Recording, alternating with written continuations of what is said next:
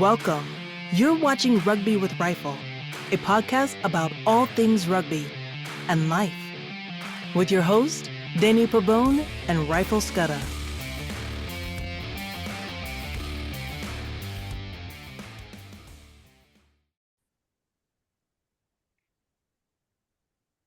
Welcome to another episode of Rugby with Rifle, a podcast that brings awareness of the game of rugby to the American audience and beyond.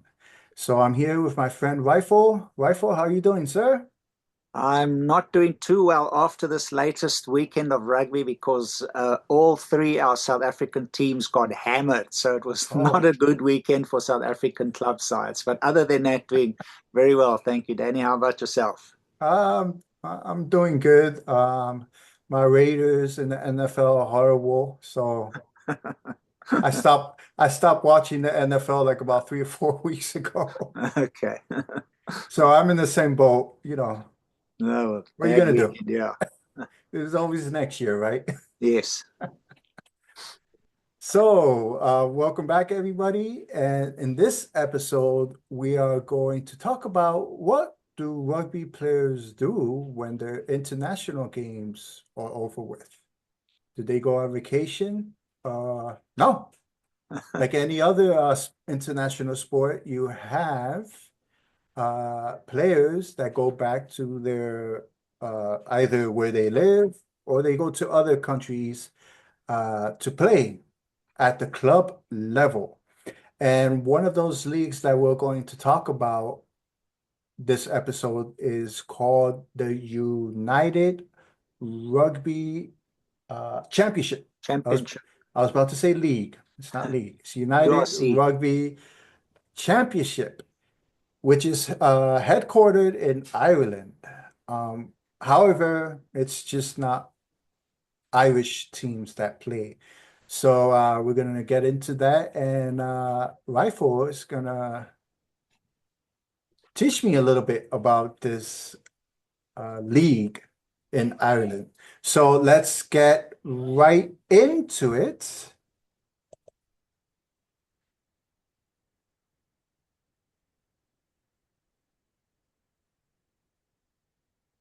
Oh, sorry about that. My little thing popped up there.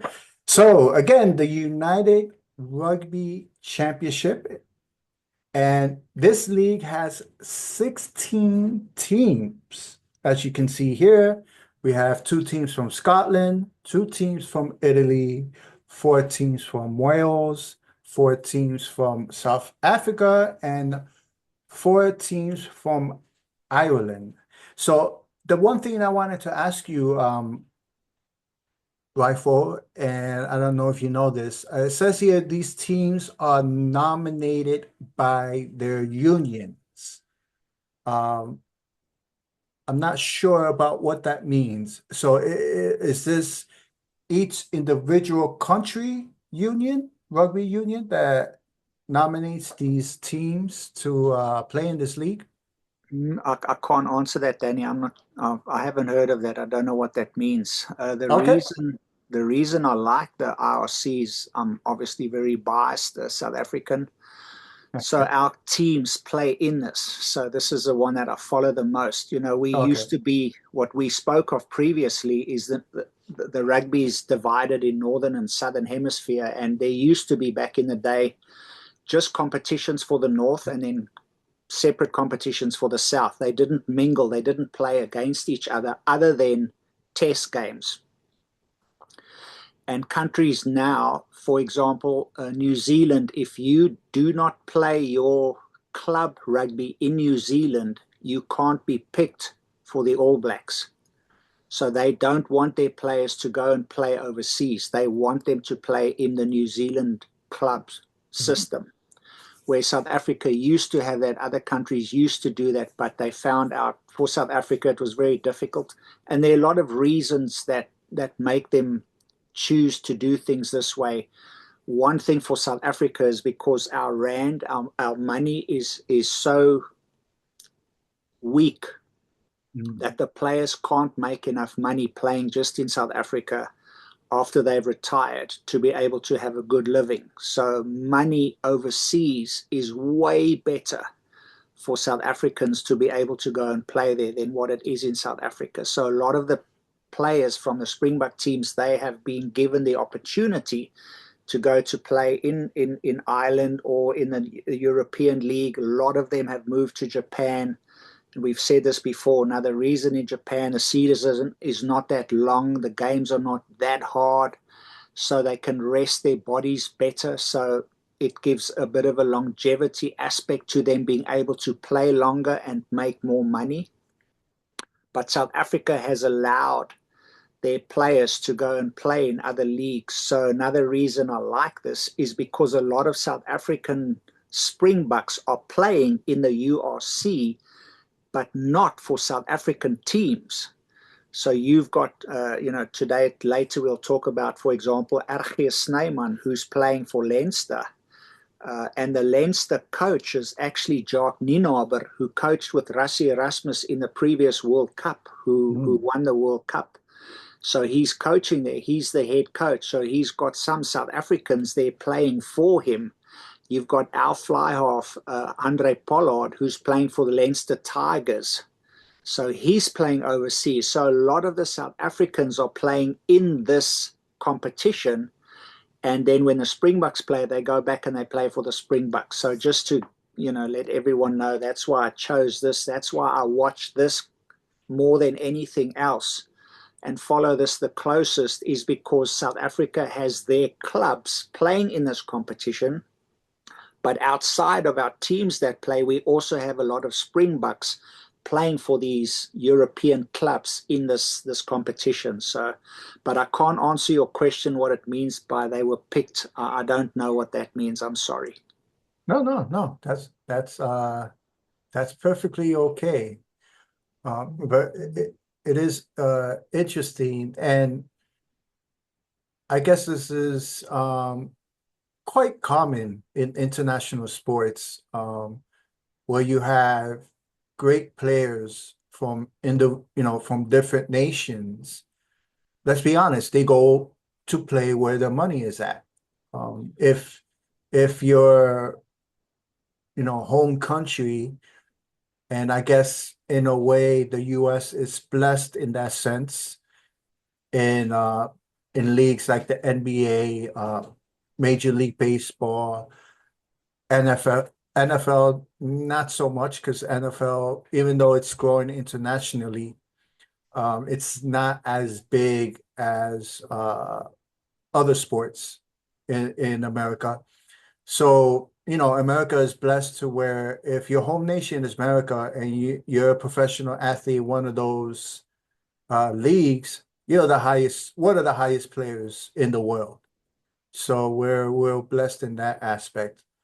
But yeah, if you're a pro athlete and your home country unfortunately doesn't pay well in your sport, I mean, can't blame them to go to other countries to play, right? Yeah, I know, because your lifespan in rugby, just like it is in the NFL, is not too long.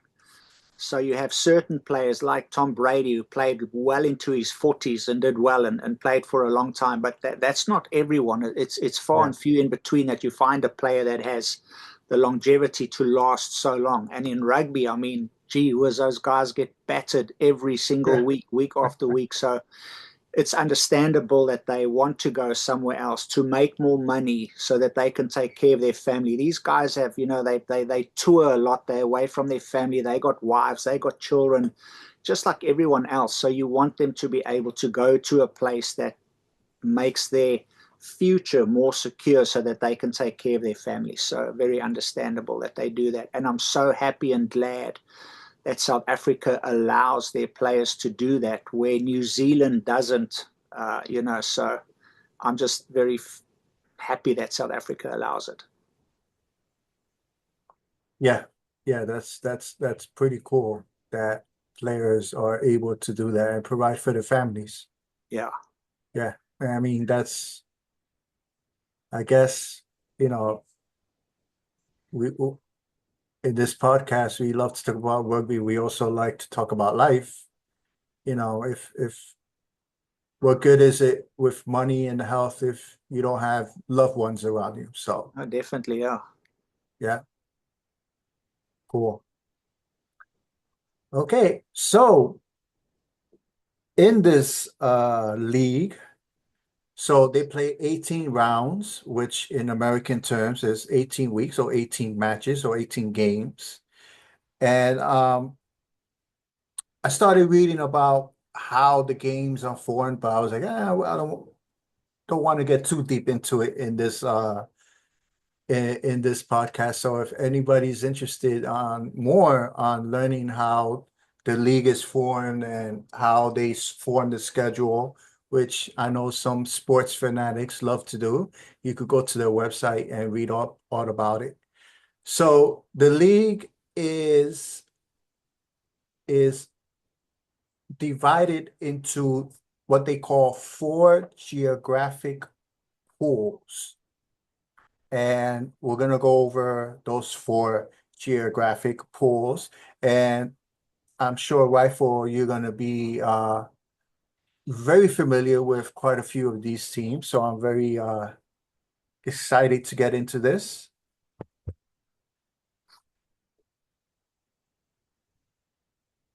So the first two, and there's no specific order of the pools. This is just the way I created slides.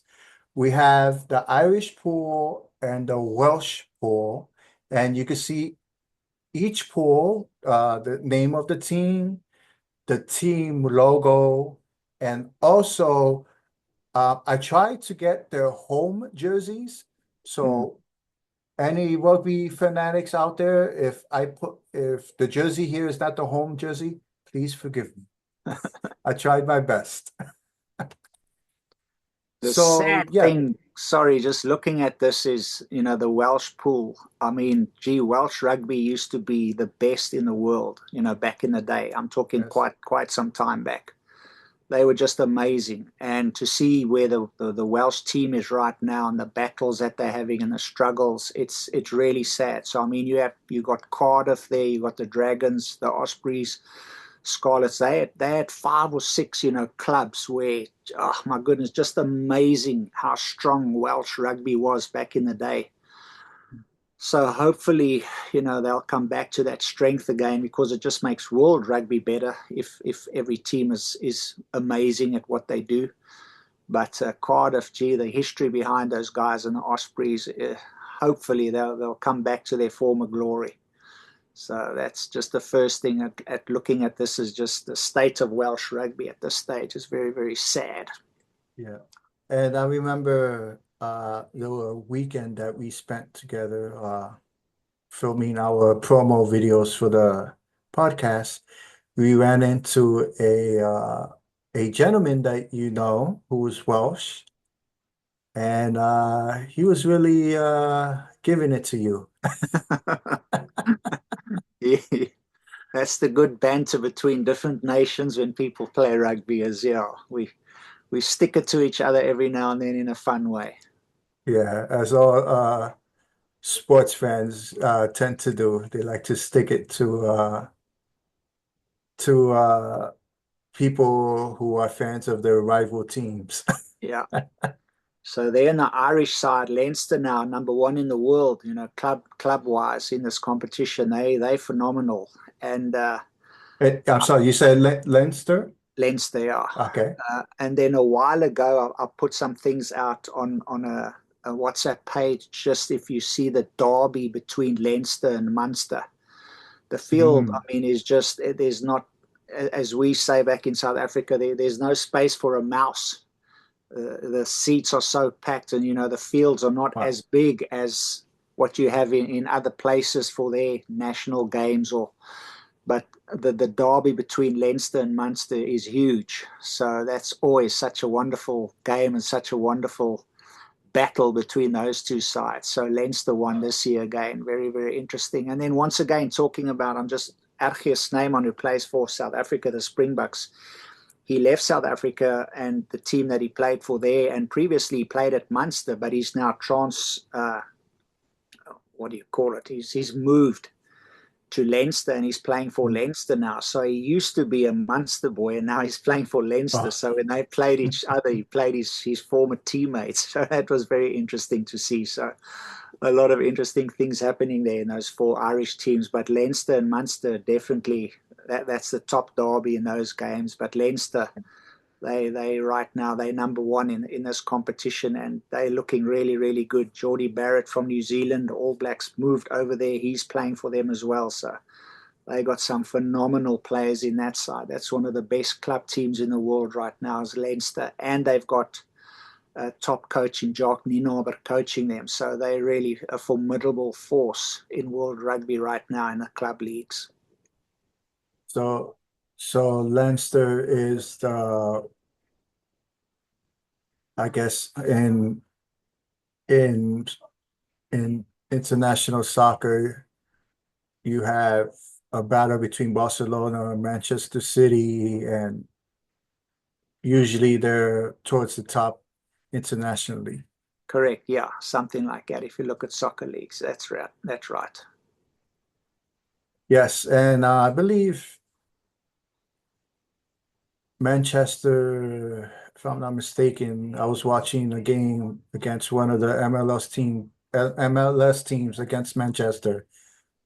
It was it was it Not a wasn't good. contest at all. I was like, okay, they tried hard, but it was no competition. Yeah, they're just in a different league. Yeah, they are. Yes, they are. Okay, folks, so that is the Irish pool and the Welsh pool.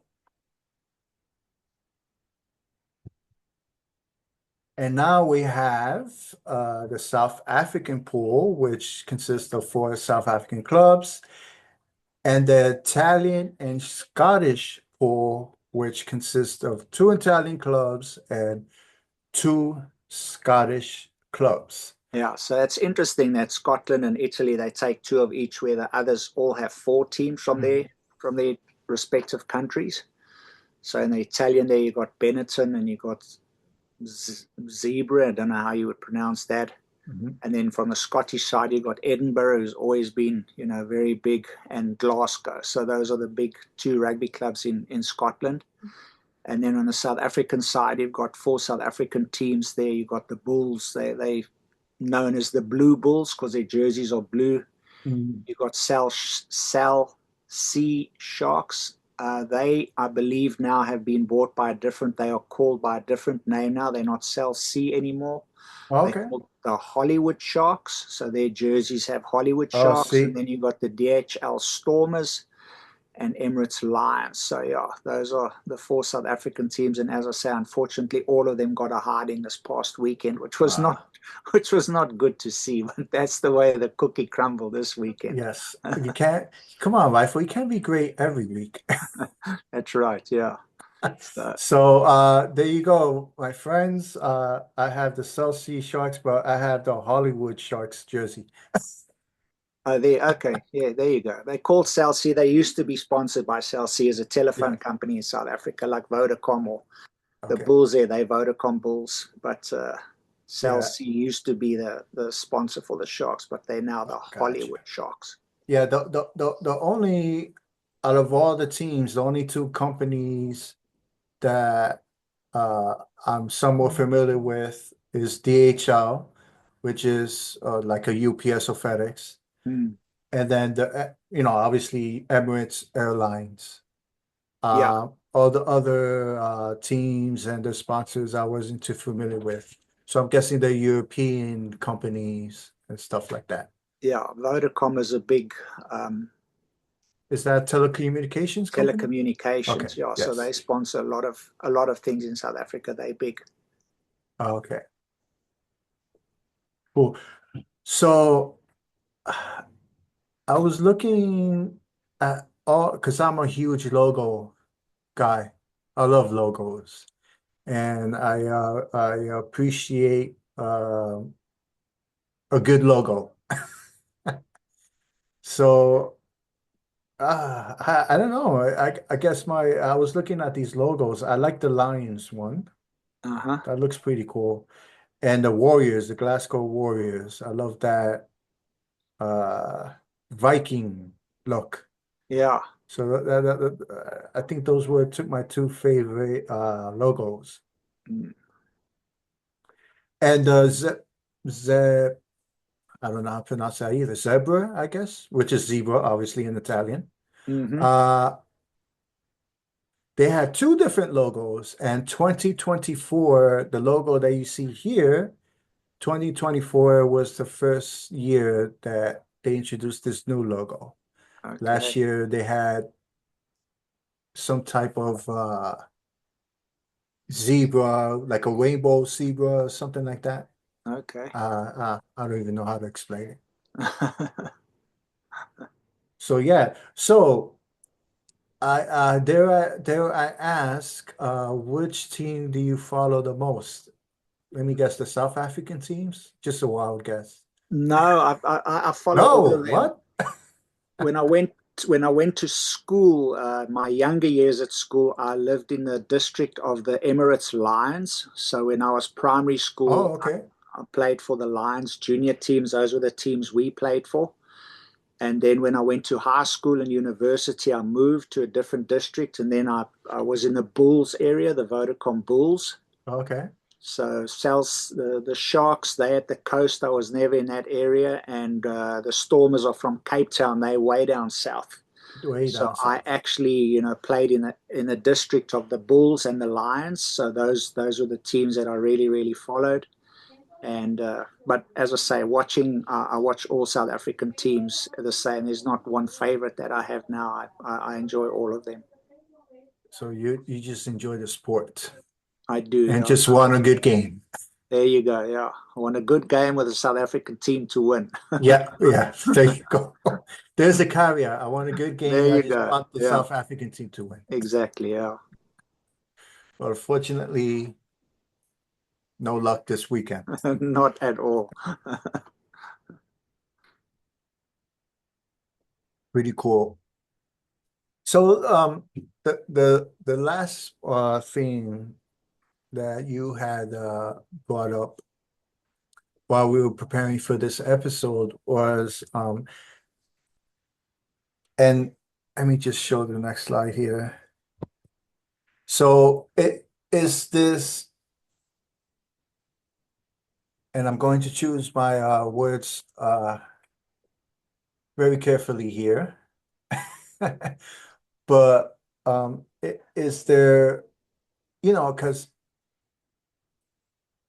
you refer to rugby as a gentlemanly sport, and by that is, you there's a lot of respect on the field, even though you're trying to tackle your opponent as hard as possible, and you're very physical with them, but it's all business. It's not personal on the rugby field. So it's very interesting, that idea that you're battling on the field, but you have camaraderie off the field. And so with that in mind, can you just explain these two posts or pictures that you see here on the Sure. Yeah. screen? No problem at all. As I said earlier on, is when the guys are finished playing for their national sides, then they go to their club sides. And back in the day, your club side was in the country that you played for. So if you played for the All Blacks, your club side would only be in New Zealand, and South Africa, their club sides would only be in South Africa. But now, because of the world just changing, the game becoming bigger, new laws, players can play where they want to play. So in the top right corner there, you can see three guys there. So if you had watched the Rugby World Cup final between South Africa and the All Blacks, those Which you three should have done guys, by now, say again? which everybody should have done by now. Yes, most definitely. Those three guys played in that game. And there they're all smiling and they're standing together. But, if you watch that game, you wouldn't think they'd be able to stand next to each other because they come from two different countries, played against each other in that game. And there, the tall guy on the right, Pieter-Steph du Toit, he won World Rugby Player of the Year. He was the And one that was really tackling and taking everybody out. correct, yeah. And now those three guys play for the same team. They teammates in Japan. So that's the amazing thing, that they play so hard against each other, and then club rugby they play with each other. They're on the same team. But Mm. for us South Africans, we have, in our culture, we have what we call a braai, Braai. And we do that wherever we go. It doesn't matter if it's snowing outside. It doesn't matter if it's raining. It does not matter what the weather is like. We will braai. We will do it anywhere. We will have it no matter what. So wherever there's a South African, anywhere in the world, you will see them having a braai. So there you've got the New Zealanders learning how to braai from Pieter Steph to Toy. And they in Japan. I mean, I had the privilege of living in Japan. I stayed there. I lived there. I played rugby there. The apartments are tiny. It's so small, but still they fit a braai on the balcony, of the apartment where they are. And there you've got these three humongous rugby players, and they're having a braai in Japan in the smallest little area possible, with big smiles and teammates, so on the field you're enemies, but as soon as that whistle blows, you're best of friends. There's so much respect and honor. And then in the other picture we have on the left there, you've got the other Barrett brother there, because New Zealand, they've got three Mm. brothers playing from the same family. So you've got one now who's moved to Ireland, who's hugging RG Snyman there, and then the other one playing in Japan. But they're doing exactly the same thing. They're having a braai, So these South Wow. Africans, they're recruiting people from all over the world, teaching them how to braai. But it's just fun to see the camaraderie between players, and you friends. Like you said, on the field it's all business, and you try your hardest to play your best against other people, but there's that respect and honor. And then when the game is over, people are best of friends. And that's, to me, one of the nice things about rugby, is that you see these people really, really being friends off the field and really enjoying each other's company. It's not just for a photo shoot, or it's not just for an opportunity to take a picture with someone else, but visiting in each other's homes, going there for kids' birthday parties, for marriages, things like that. These guys are really, really friends off the field, and on the field, just greatest of enemies. And that's the wonderful thing about rugby, is that camaraderie and friendship that you share, and respect, mutual respect for one another. So that's what I just said in those pictures now, because these guys are playing in different leagues. One of them are in Japan, completely different rugby league than the league that they're playing now, what we're talking about, in Ireland. But people from different nations just getting together, having a fun time after a game, having a braai together, sitting, braai it's such a social thing about what we do. When you came to our house, what did we do? Oh, yes. We had a braai. You got to have wood. You're not allowed to have gas. You're not allowed to have, charcoal or anything. It's got to be wood. And you sit around while the wood is burning, making the coals, and you chat, and you have a few drinks, and you sit and talk, and that you put the meat on there. And it's just a cultural, social thing that we do wherever we are in the world, and it's a fun thing to do. And that's what these guys are doing in different places of the world, and just enjoying, each other's company. So that's why I chose these pictures for us to talk about. Yes, and yes, and you brought it up in I believe episode 10. If you haven't watched that, everybody, please go watch it. I spent the weekend at Rifle's house. He was so graciously to open up his house, and hospitality and everything. Thank you, Rifle, and your wife as well, for opening Wonderful up your having you. house. So they treated me to a braai. And let me tell you, so the American equivalent to the braai is a tailgate party. Um, when we're at the football, usually it's tailgate parties are usually at football games where you barbecue in the parking lot. And I've been to quite a few of those, and it's a great time. Just being around people that, you know, are just there to watch a game and have good food and drinks before the game starts. Uh, I mean, it's amazing because I remember, and this happened, on a few, maybe in my lifetime, I've been to maybe, I would say about 6 or 7 tailgate parties. Um, and let me tell you, every single time you're just there and the people next to you say, hey man, we got some steaks or got some drinks, come and join us. So like, okay, hey, we got this here. And then we just share food, share drinks. So I imagine the bar is very similar. So great times. Yes, it definitely is. It's part of our culture as South Africans. So that's what we do. We braai. Yes. And just to before we end this episode, a funny story that your wife has shared with me was her very first bride, and please correct me if I misheard her. But I remember her telling me that when she went to her first bride, she saw the other wives walking in with coolers and bags with food and everything. She was wondering, why are these people coming in with coolers and bags of food? We're here to cook food and have a bride. And then she realized that brides sometimes take a very long time. Right.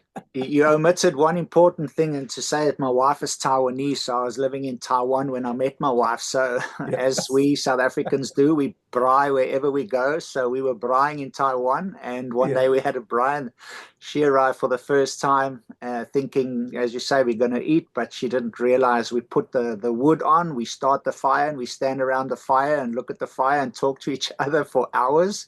And then we put the meat on and then we eat. So she learned very quickly. The second braai, she knew to take some refreshments or some She learned her lesson. little snacks before the actual meat was ready to be eaten. So that was a fun time. Yeah, we laugh about that. Yeah, it's amazing, cultures, different cultures. Like in in the Caribbean, well, in Puerto Rico, where my family is from, we eat dinner like at 3 o'clock, a very early dinner. Um, and it's just a custom. Like even to this day, I'm eating dinner between 3 and 3:30. So when I'm not home or visiting somewhere and they have dinner like at 7:30, 8 o'clock, I'm starving. I'm like, I should have usually have dinner 4 hours prior to. Mm, So yeah, it's amazing the different cultures and the the cuisine that they bring to the table is very interesting to learn about and to eat. Is eating good food is always fun, right? yeah, definitely, yes. Yes. So with that, everybody, I hope you enjoyed this episode. And if you want to find out more about the United Rugby Championship, obviously you could go to their website, Google the United Rugby Championship, and you could learn more about the league and what players do, or at least one of the leagues players play in once international matches are over. So with that, Rifle, as always, thank you, my friend. Very welcome, Danny. Great episode. Thanks. So yes, so with that, we're going to end this episode. I hope you enjoyed it. And until next time, everybody, take Cheers. care. Stay well. Bye. Thank you for watching this episode of Rugby with Rifle. Remember to press the like button and subscribe to the channel if you haven't yet to support this podcast.